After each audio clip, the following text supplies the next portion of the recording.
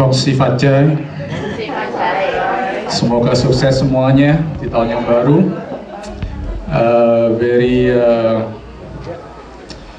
Very coincident ya, kita hari Minggu ini kita merayakan tahun yang baru dan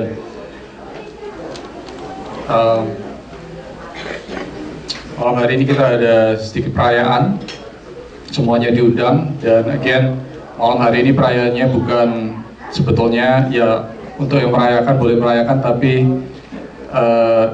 tujuan utama daripada acara malam hari ini sebenarnya ada penjangkauan ya, amin, penjangkauan untuk menjangkau jiwa-jiwa. Jadi ajak orang-orang mungkin yang tidak ada acara, yang belum mengenal Tuhan bisa datang untuk di tempat kami ini supaya kita bisa bersama-sama menikmati fellowship.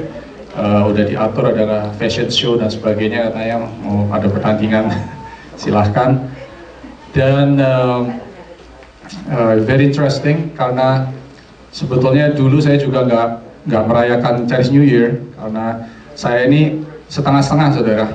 Dibilang Cina ya bukan, dibilang bukan ya Cina, tampangnya sih tapi nggak bisa ngomong gitu. Jadi orang kalau melihat saya bingung gitu, diajak ngomong nggak bisa ngomong.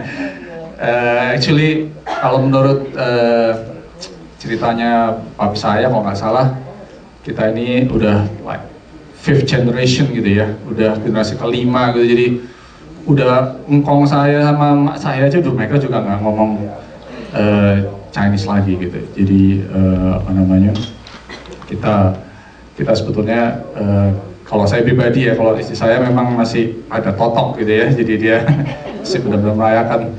Kalau saya sih, keluarga saya nggak terlalu, dan kita kalau dikasih Pak Pao sama itu ya of course kita terima, makan-makannya, why not gitu, kita nikmati semuanya. But again is just a celebration, dan kita mau pakai untuk malam hari ini sebagai satu acara penjangkauan. So Ibu Elmi dan tim sudah menyiapkan, mungkin ada kayak semacam newcomer card. Please help us, kalau saudara ajak teman atau orang baru, tolong suruh isi untuk informasinya supaya kita bisa undang kembali, dan bawa di dalam doa karena minggu depan kita akan mulai ibadah yang baru, yaitu English Ministry, di mana kita juga menjangkau, dan kita pakai kesempatan malam hari ini juga untuk mengajak mereka datang minggu depan English Ministry jam 2 siang. Jadi mohon bantuan support dari saudara, dari doa juga yang mau volunteer untuk membantu, please let me know supaya kita bisa melakukan ministry ini bersama-sama ya. Di tahun yang baru kita akan memulai sesuatu yang baru, jadi kita mau supaya pekerjaan Tuhan diperlebar ya, ditambahkan terus, diperlebar untuk memberkati orang-orang, untuk membawa nama Tuhan lebih jauh lagi di dalam kerajaannya ini. Haleluya. Kita lanjutkan firman Tuhan dari kitab Yohanes pasal ke-15.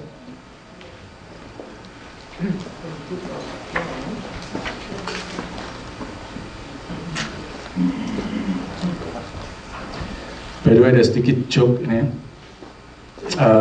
Bapak Jokowi ketemu dengan wali kota dari negeri Belanda, dari kota Amsterdam. Ngobrol-ngobrol, wali kota Amsterdam ini bilang, katanya, Pak, saya rasa nama Jakarta harus dirubah, Pak, untuk merefleksikan hubungan antara Belanda dan Indonesia. Kan dulu hubungan Belanda sama Indonesia dekat gitu, jadi ya kita harus punya nama yang sedikit-sedikit mirip gitu untuk merefleksikan supaya ada hubungan antara Belanda dan Jakarta. Jokowi bilang, oh ya gitu ya. Oh, terus kalau menurut Jokowi, menurut Bapak gimana? Kira-kira namanya apa yang pantas, Pak, untuk kota Jakarta ini? Wali kota Amsterdam bilang, ya saya rasa nama yang tepat itu Terendams. Terendams. Terendams, supaya sama dengan Amsterdam, Terendams. Kita dibuka Yohanes pasal 15. Yohanes pasal 15 ayat yang ke 9 sampai ke 12. Kita lanjutkan dari firman yang 2 minggu lalu saya bawakan 1 sampai 8, hari ini kita baca 9 sampai 12.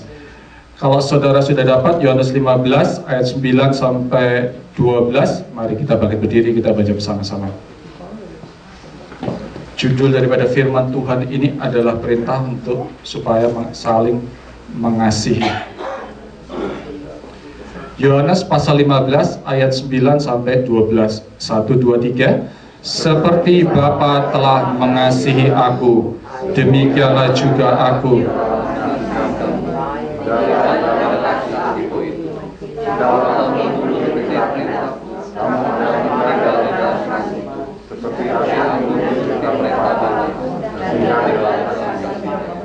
Semuanya itu kukatakan kepadamu, supaya sukacitaku ada dalam kamu, dan sukacitamu menjadi penuh. Itulah perintahku, yaitu supaya kamu saling mengasihi seperti aku telah mengasihi kamu. Amin. Silakan duduk. Kita mau belajar saling mengasihi. Amin. Aminnya kurang kenceng ya. Amin. Haleluya. Di kitab Yohanes pasal 15 ini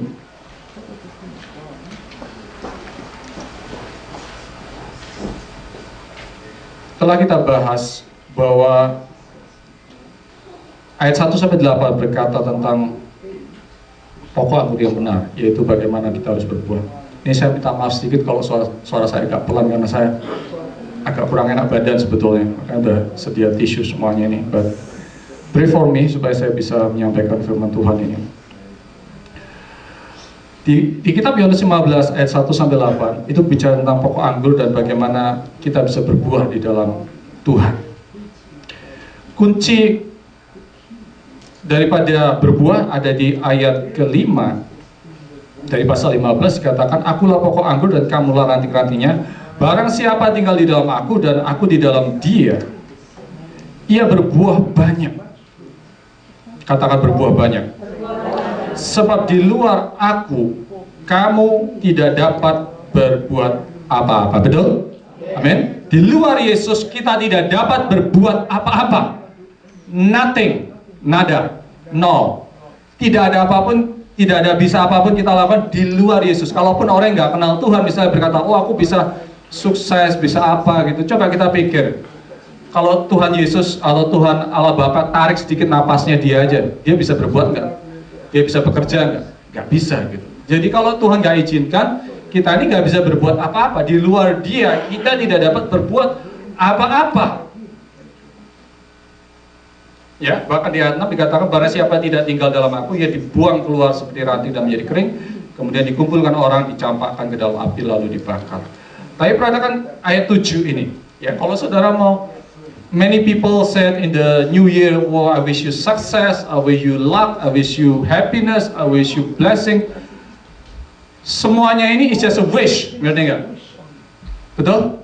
Semuanya ini hanya pengharapan. Tapi kalau nggak mengerti firman-Nya, kita belum tentu akan menerima semuanya itu. Tetapi lihat di ayat 7 dikatakan, jikalau kamu tinggal dalam aku, diulangi lagi 2 kali oleh Yesus. Jika kamu di dalam aku dan firman-Ku, garis bawah itu, firman-Ku tinggal di dalam kamu, mintalah apa saja yang kamu kehendaki, dan kamu akan menerimanya. Bukankah ini luar biasa? Minta apa saja yang kamu kehendaki. Bukankah saat ini agak terbalik gitu? Apa saja yang kita minta kayaknya nggak dijawab. Tapi firman ini berkata, mintalah apa saja yang kamu kehendaki, maka kamu akan menerimanya. Ini adalah kunci keberhasilan sebetulnya. Tapi syaratnya yaitu jika kamu tinggal di dalam aku dan firmanku tinggal di dalam kamu. Pada waktu itu Brother Solihin sedikit memberikan ilustrasi bagaimana mungkin Yesus itu ada di dalam kita, tapi kita di dalam Yesus. Sebetulnya mungkin, karena Allah itu Allah yang omnipresent, gitu. Omnipresent. Dia bisa tinggal dalam hati, kita juga bisa tinggal di dalam Dia. Ya. Allah bisa tinggal dalam hati, kita juga bisa tinggal di dalam Dia. Contoh, waktu saudara masuk ke dalam ruangan ini, saudara berada di dalam ruangan ini saat ini, betul? Tapi kalau misalnya saudara melihat karpet yang merah, kursi yang biru, saudara jatuh cinta kepada ruangan ini misalnya gitu. Waduh, aku cinta sekali sama ruangan ini gitu. Saudara nggak mau tinggal, nggak mau pergi, pokoknya udah tinggal di ruangan itu, aduh betah banget, bisa berjam-jam nggak mau pulang. Berarti ruangan ini sudah masuk di dalam hati saudara, betul? Bisa masuk dalam hati juga. Ada yang nggak peduli, tapi ada jatuh cinta misalnya. Jadi ruangan ini masuk dalam hatimu, tapi engkau ada di dalam ruangan ini. Jadi dua dimensi ini bisa bekerja bersama-sama dalam satu waktu. Nah, kita pada waktu menerima Tuhan Yesus sebagai Tuhan dan Juru Selamat, kita masukkan Yesus di dalam hati kita, tapi seringkali kita tidak tinggal di dalam Dia. Nah, ini menjadi masalahnya. Kita mengundang Yesus masuk ke dalam hati, tapi kita tidak tinggal di dalam Dia. Kita yang minta Yesus mengikuti kita, tapi kita tidak mengikuti Tuhan Yesus. That's a problem. Seperti bangsa Israel,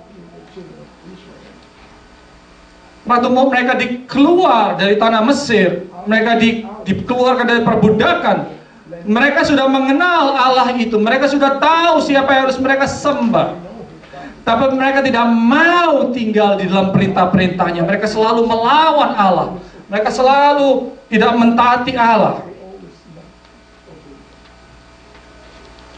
Pada hari ini ada dua hal daripada arti tinggal di dalam Yesus. Ya, saya ingin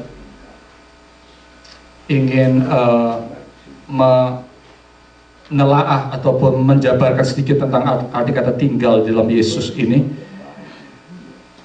Yang pertama adalah tinggal di dalam firman Allah. Tinggal di dalam firman Allah. Kita mundur sedikit di kitab Yohanes 1 ayat 1.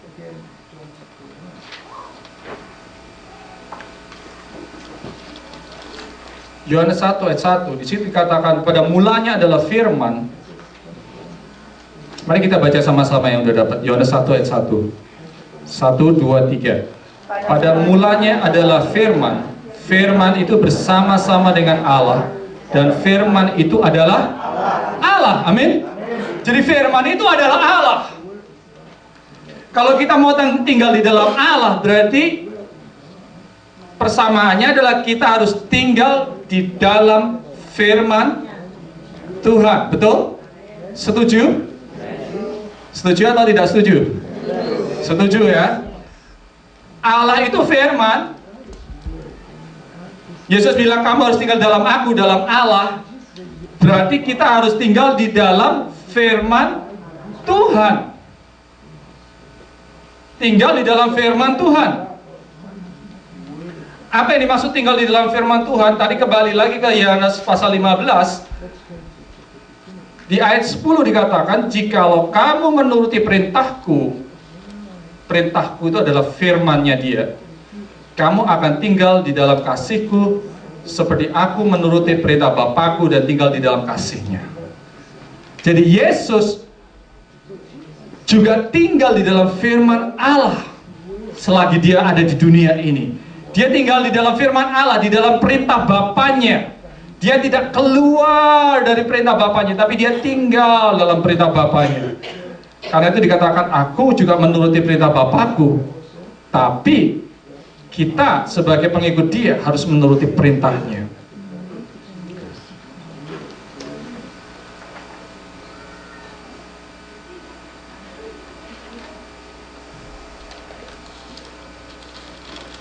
Kita buka di kitab Ulangan pasal 6.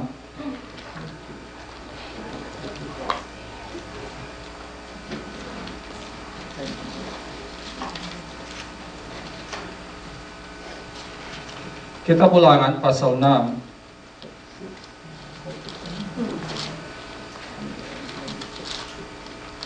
Ayat ke-5. Ulangan pasal 6 ayat ke-5 berkata, kasihlah Tuhan Allahmu dengan segenap hatimu, dengan segenap jiwamu, dengan segenap kekuatanmu. Apa yang kuperintahkan kepadamu pada hari ini haruslah engkau perhatikan. Ya, Ulangan pasal 6 ayat 5 dan sampai ke 6 sekarang. Apa yang kuperintahkan kepadamu pada hari ini haruslah engkau perhatikan. Haruslah engkau mengajarkannya berulang-ulang. Garis bawah itu, berulang-ulang kepada anak-anakmu dan membicarakannya apabila engkau duduk di rumahmu, apabila engkau sedang dalam perjalanan, apabila engkau berbaring, dan apabila engkau bangun. Haruslah juga engkau mengikatkannya sebagai tanda pada tanganmu, dan haruslah itu menjadi lambang di dahimu. Haruslah engkau menuliskannya pada tiang pintu rumahmu dan pada pintu gerbangmu. Ya. That's the original commandment that God gave. Sebelum Yesus datang, Tuhan udah bilang, firman ini satu, harus kau bicarakan setiap hari. Ada amin? Harus dibicarakan setiap hari. Kalau kita mau sukses, firmannya harus dibicarakan setiap hari. Tapi bukan setiap hari aja, dibilang apa? Pagi, siang, dan malam. Berarti setiap saat kita renungkan firman Tuhan ini, setiap saat kita ucapkan, ya, pada saat kita berkumpul dengan anak-anak, kita berkumpul yang keluarga, kita jangan lupa mengucapkan firman Tuhan. Amin. Karena ini perintah, gitu. Ucapkan berulang-ulang firman Tuhan itu. Jangan bosen-bosennya mengucapkan firman Tuhan. Nah, biasanya kita kalau ngobrol dari A sampai Z, tapi yang paling lupa kita bicarakan adalah firman Tuhan. Gosip dari A sampai Z keluar. Siapa yang lagi ngetren, bajunya yang paling bagus siapa, dan tasnya yang paling ngetren apa, film yang paling baru apa, semuanya kita bicarakan. Yang the last thing we will talk is about the word of God. Makanya hidup kita nggak bisa sukses.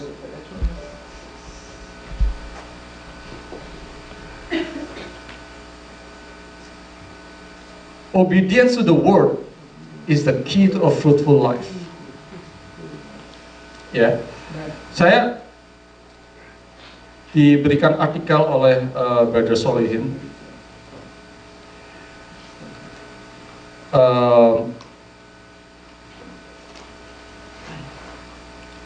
Di dalam tradisi orang Yahudi,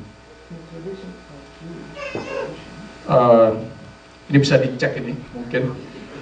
Di dalam tradisi orang Yahudi, kalau anak berumur 6 tahun, dia harus ke suatu namanya sinagog atau temple, ya, yang dipanggil Beth Sever, artinya the house of book. Beth Sever. Dan anak ini harus ikut sekolah di tempat itu dari umur 6 sampai 10 tahun. Dan biasanya mereka ikut 5 hari dalam seminggu. Dan di situ ada seorang guru pengajar Torah, ya, pengajar Torah yang akan mengajarkan mereka tentang hukum-hukum Allah. Torah adalah 5 buku pertama di dalam Alkitab. Kejadian, Keluaran, Imamat, Ulangan, Bilangan, Ulangan. 5 ini. Di dalam hari pertama dari kelas tersebut, sang guru atau dipanggil rabai, kalau orang Yahudi dipanggil rabai, itu akan mengambil madu dan kemudian dia oleskan di alat tulis murid-muridnya, dioleskan, terus dioleskan di kapurnya, dioleskan di tempat manapun yang akan ditulisi. Madu itu adalah tanda dari kasih karunia Allah. Madu adalah tanda dari kasih karunia Allah. Tidak ada yang lebih baik, lebih manis, lebih menyenangkan daripada madu. Terus dia berkata kepada anak-anak itu, coba ini dijilat katanya madunya ini. Dan kemudian dia berkata, seperti itulah firman Tuhan. Amin. Seperti itulah firman Tuhan. Manis, dinikmati, nyaman, sangat menyegarkan. Nah, perhatikan, ini yang luar biasa. Dari umur 6 sampai 10 tahun, apa yang diminta dari mereka? Mereka diminta untuk menghafal kelima buku ini. Kejadian, Keluaran, Imamat, Bilangan, dan Ulangan. Kelima buku ini harus dihafal luar kepala.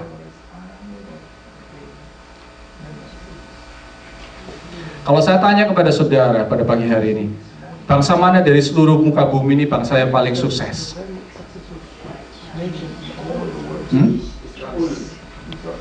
Bangsa mana yang bangsa paling sukses? Saya tidak usah membela diri atau gimana, saudara sendiri yang menentukan bangsa mana yang paling sukses di seluruh dunia ini. Hah? Ya, ini ada keturunan Jewish ya. You agree with that, Brad? Yes. Amen.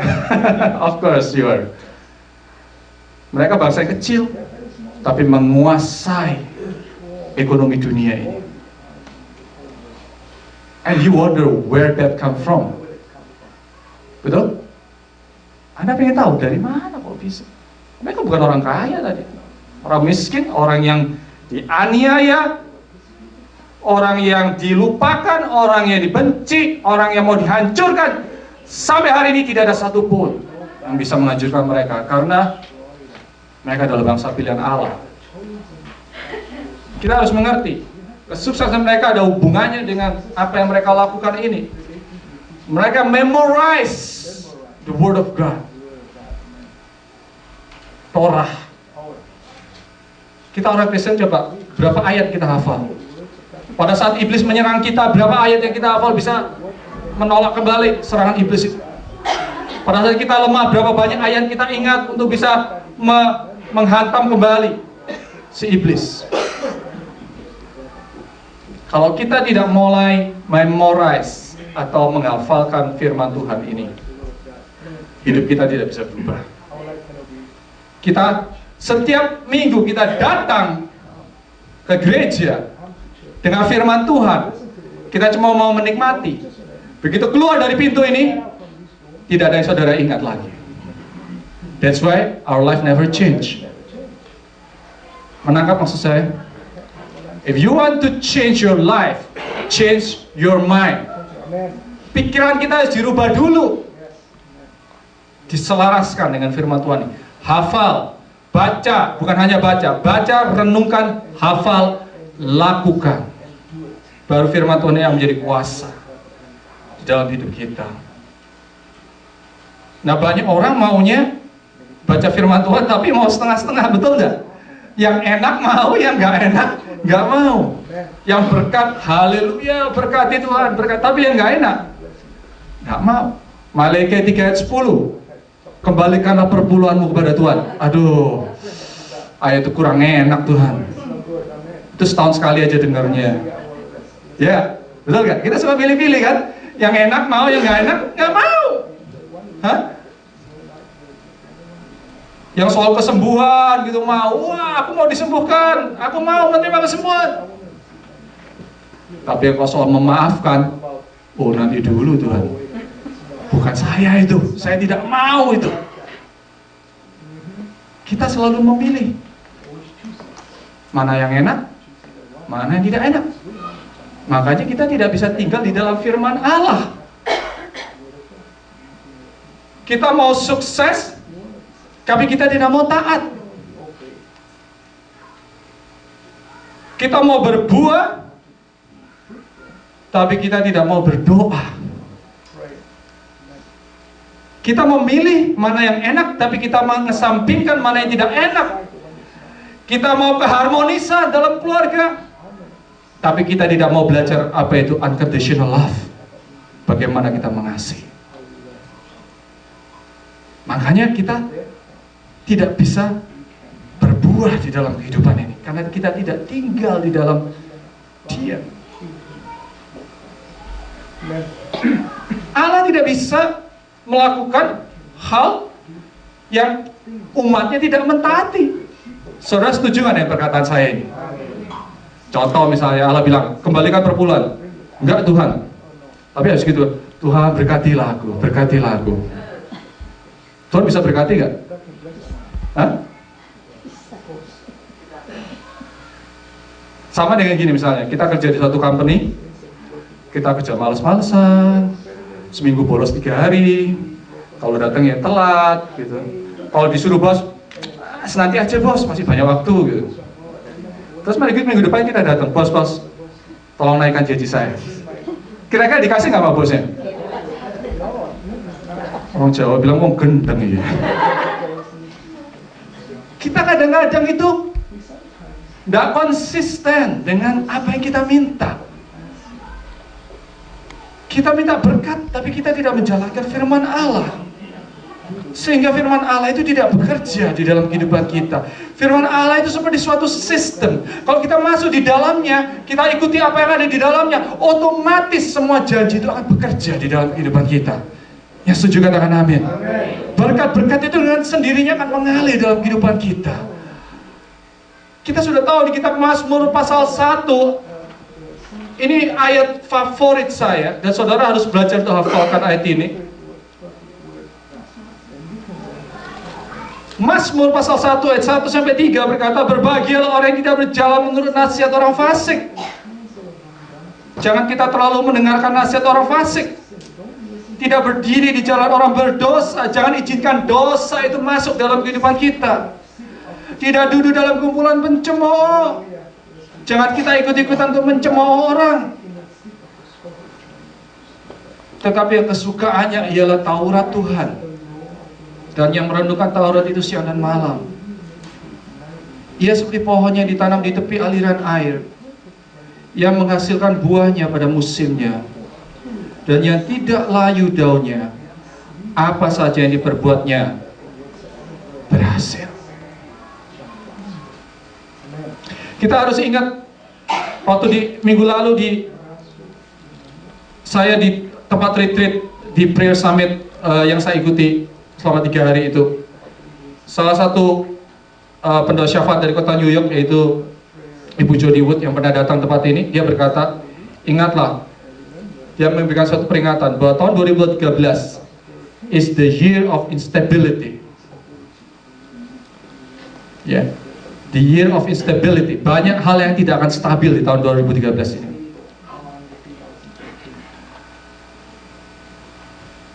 Sebagai umat Tuhan, kita punya hal yang stabil. Kita punya dasar yang stabil, yaitu firman Allah.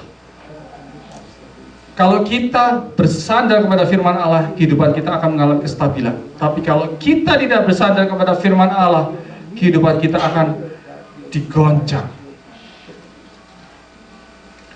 Karena itu, kita harus kembali lagi hidup di dalam firman.